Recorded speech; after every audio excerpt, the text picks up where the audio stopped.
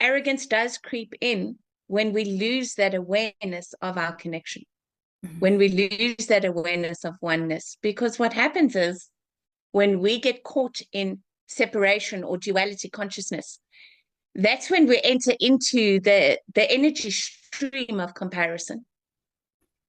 And that is where we're in duality consciousness about absolutely everything, because everything becomes comparative to something else. And the moment we're doing that kind of comparison, then inevitably we're going to bring in that sense of hierarchy, where if we are comparing things, then something is going to be better than or less than something else. So now we're in the good, bad, better, worse, and we're judging. That's what we're doing. We're judging all the time. And so by virtue of that comparison and that judgment, we may not even realize it, but we are being arrogant. There's nothing else that we can be. And so in that sense, yes, arrogance does feed the ego, and it is egoic in nature. But nonetheless, there is a spiritual version of it, spiritual arrogance, which people are, I think, even more blind to than they are to egoic arrogance. You know, we can all recognize that extremely arrogant person who's so full of themselves and bombastic and grandiose and walks into the room and thinks they're just stuff.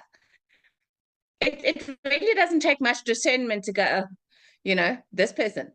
Yeah. But when that arrogance is the type that is energetic and spiritual and holier than thou and so judgmental,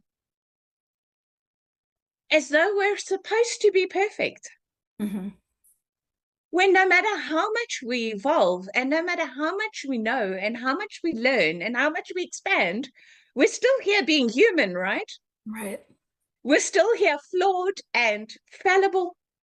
And that's what I think is one of arrogance's most dangerous characteristics, is that it's so insidious.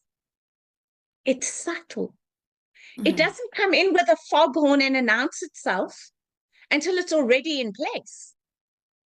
It creeps in minutely, little bit by little bit by little bit by little bit, and we don't even realize that we're becoming arrogant. And yet we are. And so I think it's one of the most fundamental uses of our own discernment is to actually be able to turn that light of awareness on ourselves and remain vigilant against that tendency in us, because I think it's a really easy one.